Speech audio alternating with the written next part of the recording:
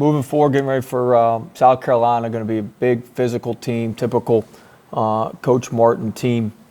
I know he's battling through some things right now. I'm glad to hear he's doing well. We texted for a little bit yesterday, but glad he's feeling better this time around. But this is a typical team. They're going to, no doubt, because of their culture and because of the things that they value. I mean, they're going to create a bunch of steals with their defense. They're 10th in the country in steals. They're 32nd in offensive rebounding, which we're going to have to shore up our defensive rebounding, which we all know has been an issue for us at times this season. And so we're going to need to be very, very physical. They're physical. They're playing faster. They're 9th in the country in terms of transition conversion rate, so they get that thing out in transition.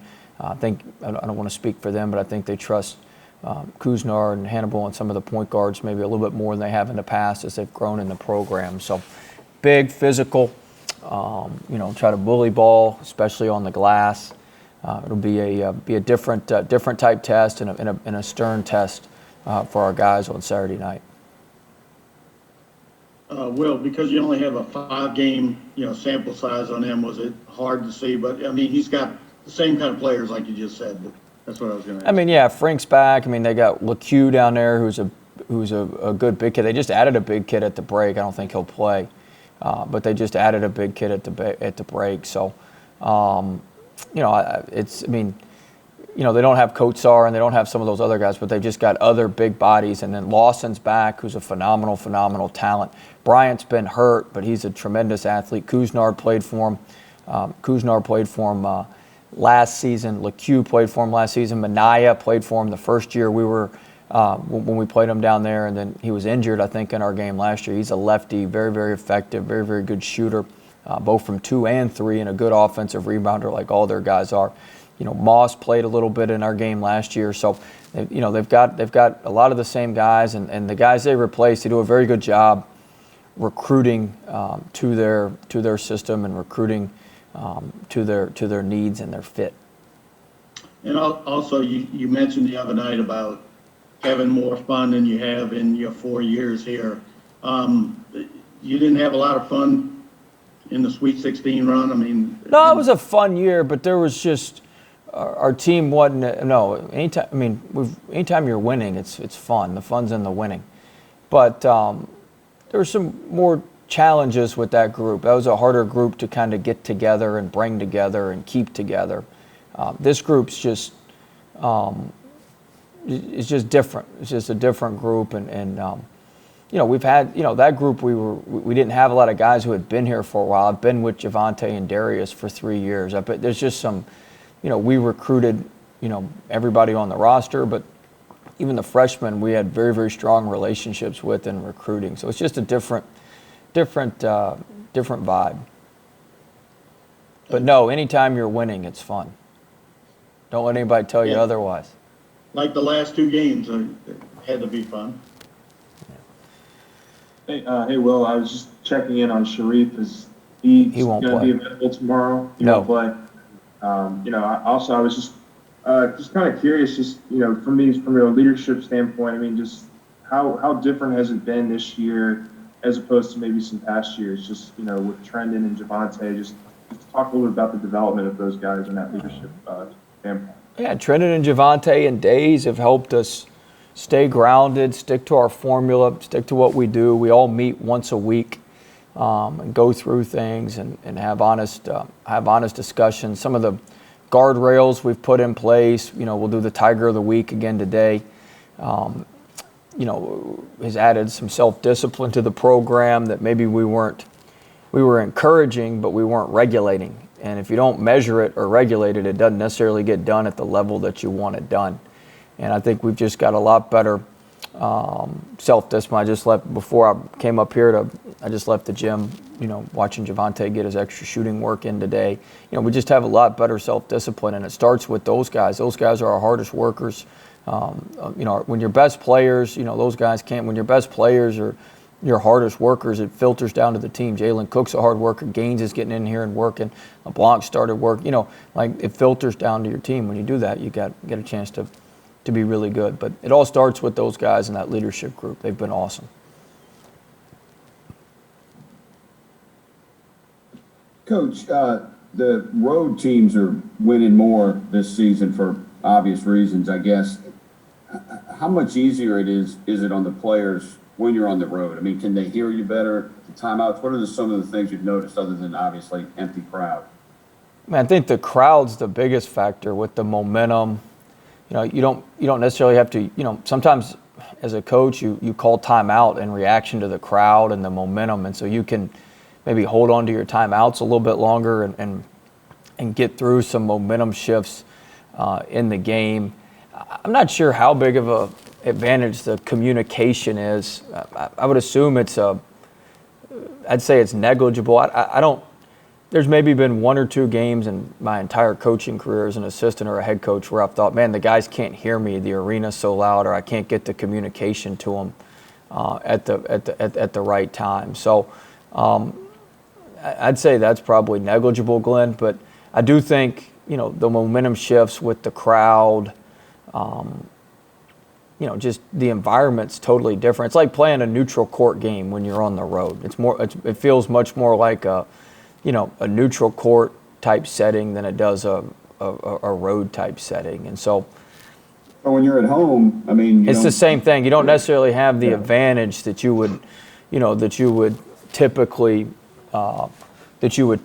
enjoy at home. Yeah, it works again. The flip, it kind of flips on you when you're at home, I would say. I mean, I still think there's a little bit of a home court advantage just in terms of not having to travel. There's some advantages to not having to travel, being in your own bed. There's some advantages to that, but it's not nearly as much as you would normally have if you're the home team, or you're not as nearly as much of a disadvantage you would normally be as the road team. So Rupp won't be nearly as intimidating for some of your freshmen, I would assume. I mean, we'll see. Rupp's Rupp. You look up there and you see the banners, and it's 23,000 people, however many. I mean, it's just huge. So it is Rupp. But I mean, I would say, and I haven't. I follow the SEC, but I certainly don't get to watch every game. Kentucky, I know they lost to Richmond and Notre Dame. I mean, those are games they probably win if that place is packed with the momentum and how things go. I mean, those are games that I think they win when you've got a great fan base and folks that are there. I'm not like I said, I haven't watched all their games, but I mean, there's a reason they hardly ever lose at home when that thing's packed, and a lot of it has to do with the crowd noise and the momentum of the game and that sort of thing. So it's still Rupp Arena, and you're still playing Kentucky, who's got talented players. But I think you look at Auburn has a tremendous home court advantage in our league, and Arkansas does. They go on a run, they start calling the Hogs in there. You feel like the roof's caving in. So there's a lot of good home court advantages that are probably negated a little bit. We got a good home court advantage when we're rocking and rolling in SEC play. Those Saturday SEC games, I mean, it's packed in here and it's loud and it's great. So, it's part of what we're going through. But we're just happy to be in an arena and playing games. Thanks. Coach, you guys trying to have like a English? See who can use more proper English. You or Cobble here? Just trying to lighten it up a little bit. Lighten the mood a little bit. All right. Yeah, there's a lot of words out there. Sheldon, what are you eating? Sheldon, he can't tell you. He's muted. He's eating something. Unbelievable. All right, what do you got, Scott? That cheese. Kessler was eating at the game the other night so I can eat cheese. I'm sure Cobble's eating at some local restaurant. That's why his camera. Or he's pumping gas. One of the two. All right, Scott, you've got a question. I do. Yeah, it was very observant of you to notice that gymnastics is playing Arkansas back to back. So they added a meet for the schedule. I can't. But this is the real. This is the SEC one, right? This is the SEC one tonight. Yeah. Very, very good. Very good. Basketball coaches think about the bigger world around them. Hey, We actually watched the end of the meet last week did you? in Mississippi. When we got to the room, we had it on our phones and on the screen, so we were watching the end of it. We saw the 10 from our sophomore. Oh, you did? Yeah. You did see the 10? Yeah. Yeah, that was pretty good, obviously. You're in the middle of this 3-game homestand. Do you try to? And this is crucial because then you go to Kentucky and you go to A&M, and you have they're all big games, I know. But have you tried to emphasize holding serve at home? You know, the importance of this homestand that you're in the middle of, or anything like that, or do you never try to? Do you try to go the opposite, and avoid doing that, trying to emphasize games over other games? Well, we don't ever talk about holding serve or anything like that because I feel like that's an avoidance goal. But we do talk about being the best we can on our home court, making sure that we're an extremely tough team to play on our home court. You got to win your home games, and you want to win your home games, especially in the league. And so we spend more time talking about what's our formula for winning at home, what's our formula for giving ourselves an opportunity to play well, to focus, to do what we need to do to be successful at home. So we spend more of our time talking about that as opposed to, hey, we have to do this, or, we've got to, and we literally, we prepare the same way. It's every, we're in our routine now. Every Thursday is the same. Every Friday is the same. Saturday we play. Sunday's the same. Mondays, what I'm saying? It's the same. It's the same rhythm every week, and so it's, our guys. I think routine helps with your consistency. We're consistent with what we do, and I think that helps our guys. So we're not guessing and trying to figure things out. And I think hopefully that'll help us be good at home. And if I may, a quick follow-up. You guys have obviously come up with just really good at the last 2 games to start with, and this just seems to be, just watching the games from afar. I wasn't able to go to the game this past week, but in person. But it just seems like you guys, there's a lot of intensity, a lot of everybody's into the game, and maybe a little bit more so than earlier in the season. Yes or no? I think that's a fair observation. I think we've picked it up the last week or so. We've gotten off to good starts in all of our games. Even St. Louis and Florida, where we lost, we've gotten off to good starts. It's just been able to sustain it. We've just been up and down and up and down. We haven't been able to sustain it. But I do think our energy has been great. I think our bench energy has been great. Our guys are, we've defined some responsibilities, and our guys are taking that seriously and doing what they need to do, and understanding the impact they can have on our team and on the game, whatever they're doing, whether it's on the court, on the bench. Even you look at Trendon Watford, when Days picks up his charge, he's on the bench. He's out there almost on the court calling the charge. There's a lot of good stuff with that. And, I tell our guys all the time, we can't control a lot of things, but we can control which team's the most excited to be there. And we can control who's the most enthusiastic team that night. And that's what we try to do. I actually talked to Dee Dee about that a little bit yesterday. Did you? Yes. What'd she say? She's all about energy. I don't know if you guys knew that from covering her. She did. I like your avoidance goal. That's a cool term. Kind of getting back to Glenn and a little bit what you touched on. Is there more juice when you go on the road because it's different? It's new. It's not the routine. We've only been. Does it feel like a reward? Almost now in this day and age. No, not really. Okay. You're still playing on the road on foreign rims, and you've had to travel, and you've been on buses, and you got. There's still some of the hazards of being on the road. I just think during the course of the game, you're able to withstand some runs a little bit better. You're able to just stay on your feet. Sometimes you're wobbly. The whole goal on the road is just not to get knocked down. And I think you're able to wobble for a little bit longer and stay on your feet to hopefully get yourself back in the game. You look at our game at Florida, we got down 10, we still got it back. That thing with the crowd may have gone from 10 to 20 and it had been lights out. And so I think there's, I don't know if that answers you and Glenn's question, but I think there's, you're able to hang in a little bit better.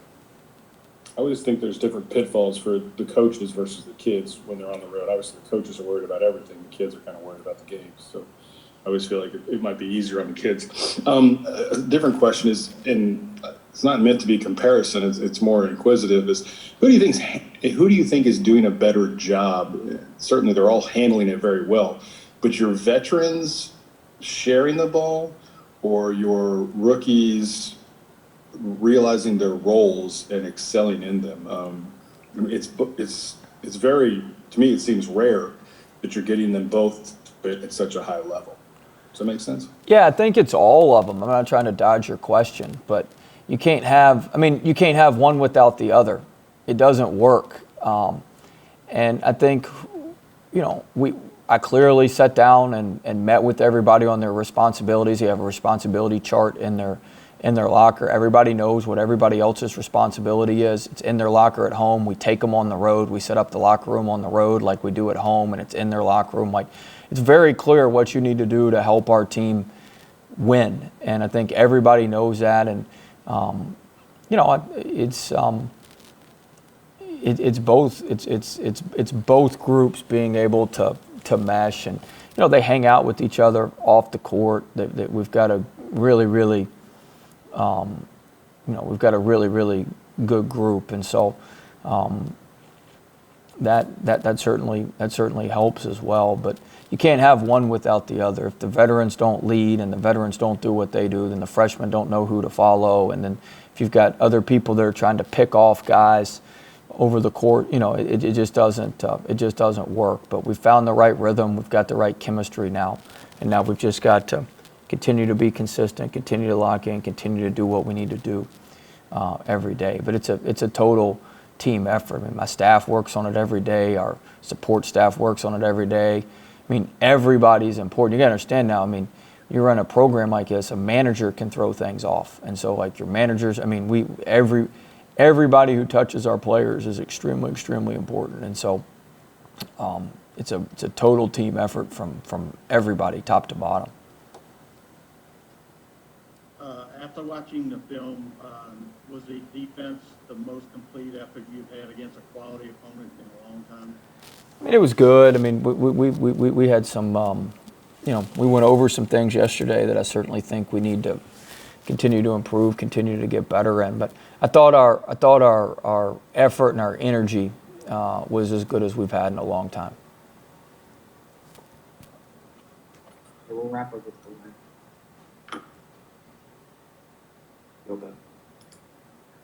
Coach, with Coach Martin not being able to be at the game, I mean, what can you do to try to take advantage of that? Is that just kind of a natural advantage, or how do you react to that? Well, it can work both ways. I mean, your guy. I mean, we had this situation earlier in the year in the Sam Houston game where Bill coached us, and so I mean, Bruce, who's coaching him, has been with them for a long time. He's been with them 5 years. He's a veteran coach, and you've got culture and you play like they do. I'm not. He makes a big difference. Don't get me wrong. He's a heck of a coach, but they're gonna play the way they play. They're gonna show up. They're gonna be physical, and I think a lot of times, just like you've seen with us over the course of some seasons, you can get a bump, an emotional bump. I think it can be a benefit sometimes to that team. You look at, I'm not sure if you were at that Tennessee game a couple years ago. Probably when you walked in the gym and heard we were playing without Tremont Waters, you were ready to walk out and start writing your story about how we got beat. But your team can get an emotional bump. Now, can you sustain that over 3 or 4 games? That's not sustainable. But for one game or 1 or 2 games, you can certainly get a bump. Look at us when Trendon went down. Look at us when Cam went down. Like, you can get a bump for that one, when Javante was out for the Nichols game. Like, you can get a bump for one game. Now, it's hard to sustain that. And so I do think that South Carolina will play extremely hard tomorrow. They'll be extremely excited. You know, they haven't played in a while. This is only their second SEC game, and I think they'll get a bump from the emotional, just the emotion of playing without coach and playing for coach, and and their culture is so strong with what they do that I think it will. I think there'll be some benefit for them tomorrow in that situation. Now, like I said, if he's out for 3 games, I think that benefit goes down in games 2 and 3. You eventually revert back to the mean. You just eventually revert back. But I think you can certainly get some bump out of that.